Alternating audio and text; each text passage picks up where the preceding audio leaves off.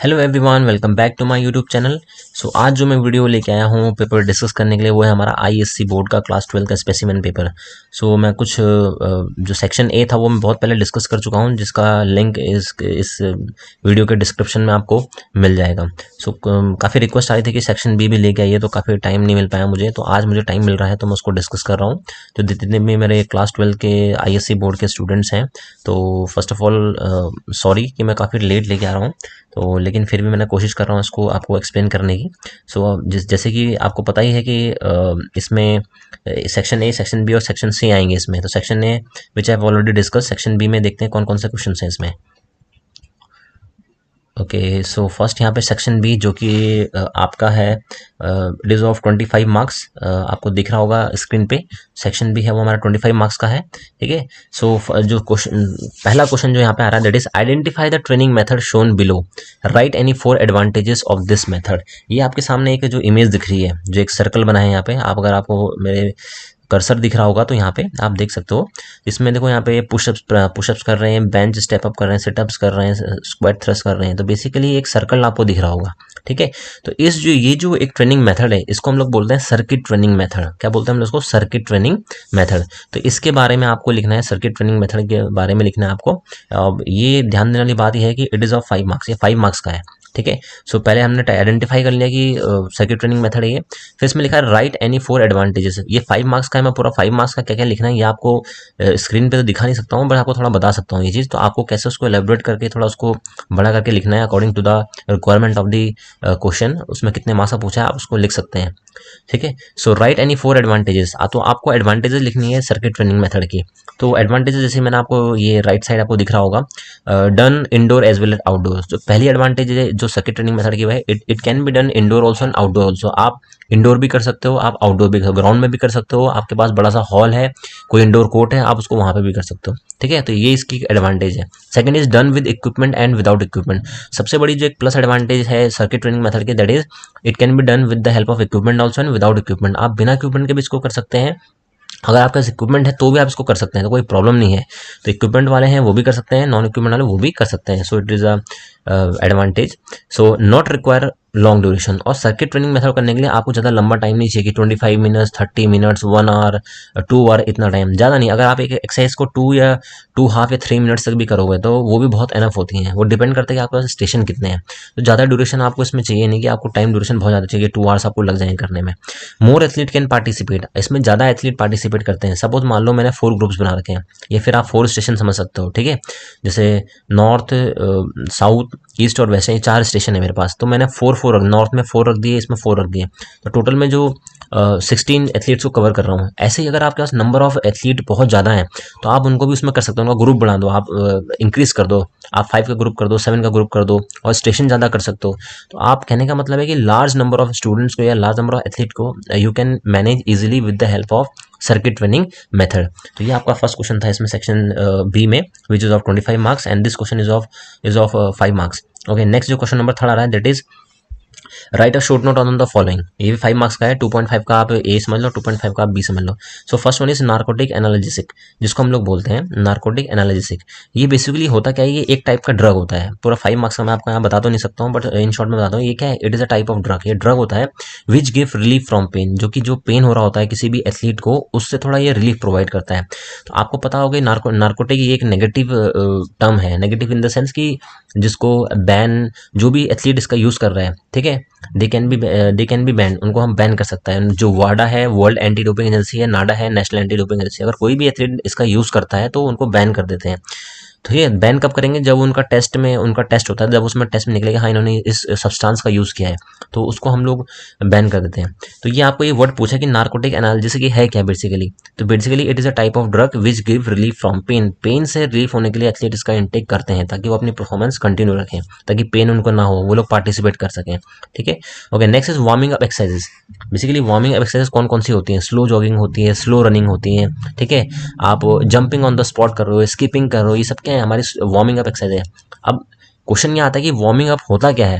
Warming up क्या है? Basically एक पैटर्न होता है एक्सरसाइज का, या स्लो जॉगिंग का, या स्लो रनिंग का, या ऑन द स्पॉट आप जंपिंग कर रहे हो, स्कीपिंग कर रहे हो, जिससे क्या होता है कि आपकी बॉडी को जो टेम्परेचर है धीरे धीरे स्लोली अप होगा, टेम्परेचर बढ़ेगा आपकी बॉडी का, मसल्स क्या है, मसल्स एक्टिव हो जाएंगी। अगर आपने देखा होगा फुटबॉल जब खेलते हैं तो सबसे पहले वो लोग वार्म अप करते हैं। क्यों करते हैं वार्म अप? ताकि उनकी मसल्स एक्टिव हो जाएं, मसल्स रेडी हो जाएं वो फुटबॉल गेम खेलने के लिए। ये क्रिकेट में जो खेलते हैं वो लोग, इवन हर स्पोर्ट्स में वार्म अप करते हैं, इसलिए करते हैं कि उनकी पूरी बॉडी क्या है, प्रिपेयर हो जाए।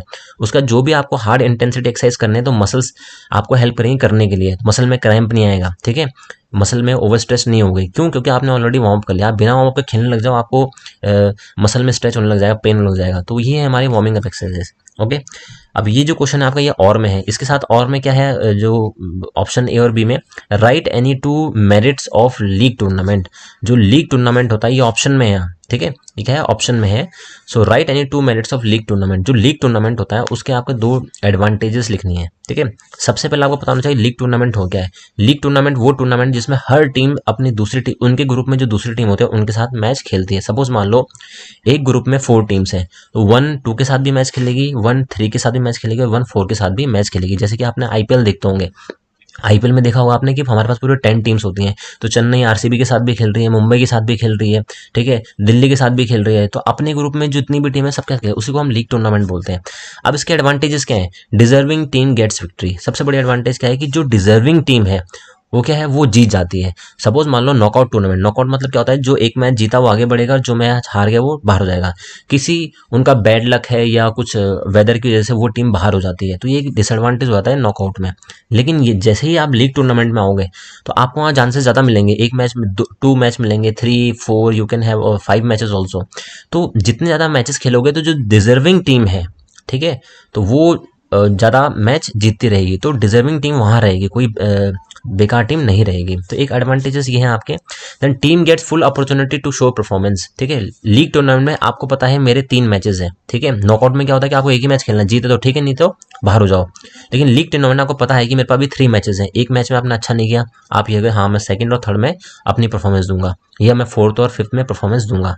तो लीग टूर्नामेंट का एक ये भी एडवांटेज है, you get the full opportunity, अपनी परफॉर्मेंस को शो करने के लिए आपको अपॉर्चुनिटी मिलती है।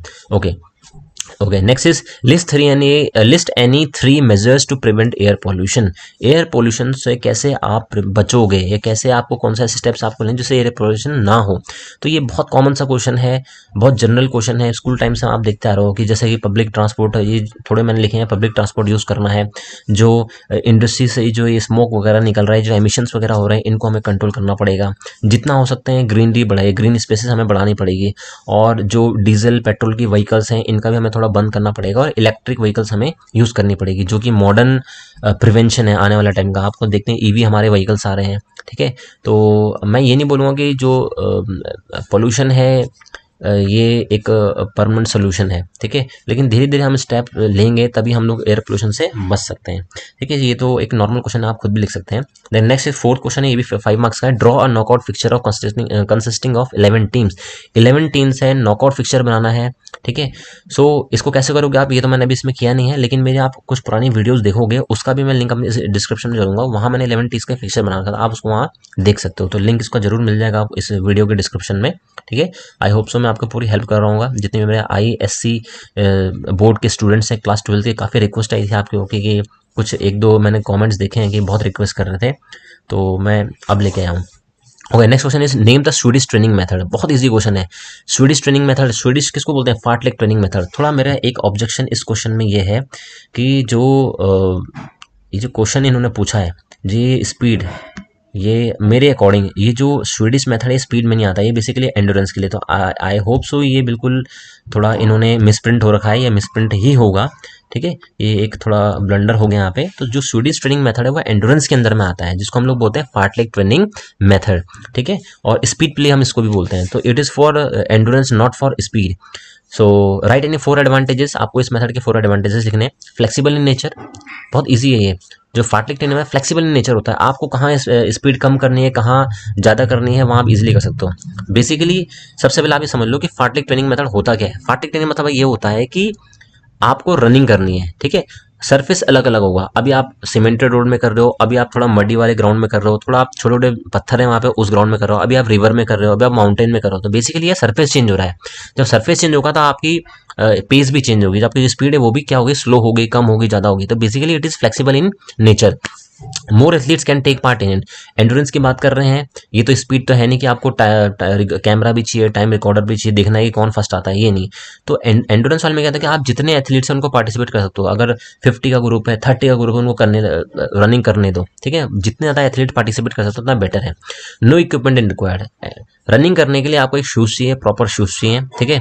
आपको एक थिन टी शर्ट चाहिए, शॉर्ट्स चाहिए, उसके अलावा कुछ नहीं। तो इक्विपमेंट आपका इसमें कोई लग नहीं रहा है, ठीक है। Good for aerobic and anaerobic fitness. Aerobic मतलब होता है in the presence of oxygen. Oxygen जो भी एक्टिविटीज हम करते हैं in the presence of oxygen, and anaerobic means the activities which are done in the absence of oxygen.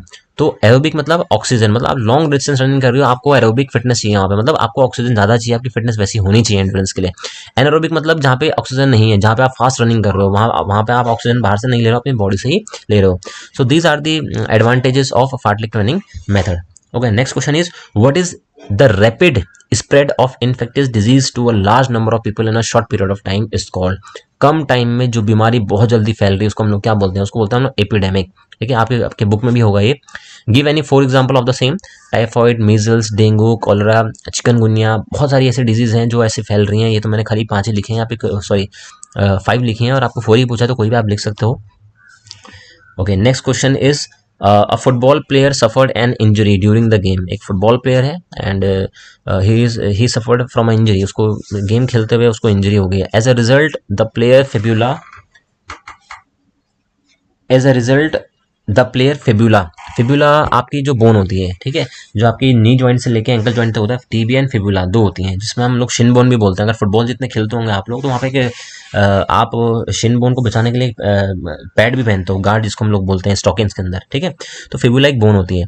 अब ये बोन आपके फुटबॉल खेलते हुए ब्रोक हो गई है, टूट गई है, और ये स्किन से बाहर आ गई है। स्किन से कहाँ बाहर आ गई है, काफ़ी ऑकवर्ड सिचुएशन है ये, ठीक है। आप लोग काफ़ी सोच भी होंगे ऐसे कैसे हो सकता है फ्रैक्चर में, ठीक है। तो वो बोन आपकी स्किन से बाहर आ गई है। The area begin to bleed. अब जब वहाँ से बोन बाहर आ गई स्किन से, तो ऑफकोर्स वहाँ पे ब्लीडिंग तो होगी ही, एंड बिकेम स्वेलन, वहाँ पे सूज भी गया है, ठीक है, स्वेलिंग हो गई है। अब हमें क्वेश्चन यहाँ पे ये है, what is this type of fracture called. ये जो फ्रैक्चर है, देखो बोन बाहर कैसे आएगी, जब बोन वहाँ टूट जाएगी। तो ये फ्रैक्चर कौन सा है? So this fracture is known as compound fracture. ये इसका मैंने लिखा भी है उसका आगे। ये फ्रैक्चर कौन सा है? कंपाउंड फ्रैक्चर, जब आप स्किन को ब्रेक करके बोन बाहर आ रही है। अब यहाँ पे पूछ रहे हैं, is a splint required in this type of fracture. क्या स्प्लिंट लगेगा इसमें? मेरे अकॉर्डिंग तो स्प्लिंट नहीं लगना चाहिए, क्योंकि प्लास्टर होगा जब बोन फ्रैक्चर हो गई। पहले तो हम उस आउटर इंजरी को ठीक करेंगे, उसके बाद प्लास्टर उसमें होगा। Okay, right any 3 steps of first aids to be given in this case. अगर किसी को ऐसी इंजरी होती है फुटबॉल ग्राउंड में, तो कौन से आप फर्स्ट एड दोगे उसको? फर्स्ट एड मतलब जो फर्स्ट इमरजेंसी हेल्प है वो कौन सी होगी? सबसे पहले होगा डोंट मूव इंजर्ड पार्ट।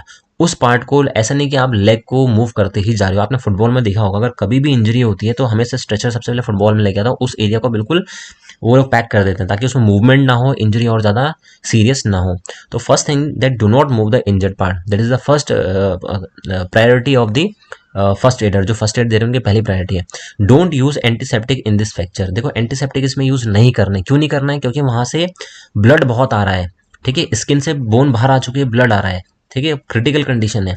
तो एंटीसेप्टिक तो बिल्कुल यूज नहीं करना है इसमें। Okay, try to reduce the flow of blood, ठीक है, और कोशिश ये करना है हमें कि वो ब्लड का जो फ्लो है, स्पीड से, उसको हम कम करें। उसको आप कैसे कर सकते हो? जो लेग का लेवल है उसको आप थोड़ा उसको उठा दो। जब थोड़ा आप उसको फर्स्ट एड दे दोगे, उसके बाद क्या करना है, उसको लिफ्ट करना होगा। आपने देखा होगा कभी हॉस्पिटल में फ्रैक्चर होता है तो डॉक्टर हमेशा जैसे लेग है उसको बिल्कुल एक सपोर्ट करके उठा देते हैं। क्यों? क्योंकि ब्लड उस तरफ ना फ्लो हो, थोड़ा कम फ्लो हो, ठीक है, ताकि इंजरी ठीक हो। और जितना ब्लड फ्लो होता रहेगा उतना डिसएडवांटेज आपने बॉडी के लिए। So this is the another priority of the first adder, कि ब्लड वहाँ पे कम फ्लो कैसे करना है। तो ये 3 स्टेप्स हैं, बेसिक 3 स्टेप्स हैं which you can use during any sort of injury. तो ये आपका था सेक्शन बी, ठीक है, which is of 25 marks. 25 marks का है, आप देख सकते हैं यहाँ पे 5 मार्क्स के क्वेश्चन है यहाँ पे। तो आपको 5 मार्क्स के अकॉर्डिंग लिखना पड़ेगा। मैंने आपको मेन चीज़ बता दी कि एक्चुअली है क्या ये चीज़ें, बाकी अपने वर्ड्स में आप कैसे उसको मोल्ड करके लिखते हो, अपने लैंग्वेज में कैसे आप मोल्ड करके लिखते हो, it is totally depend on you, ठीक है। तो आगे मेरे को टाइम मिलेगा तो मैं क्वेश्चन जो सेक्शन सी है, I will discuss this section also, but वो डिपेंड करता है कि मेरे को टाइम कब मिलता है, ठीक है।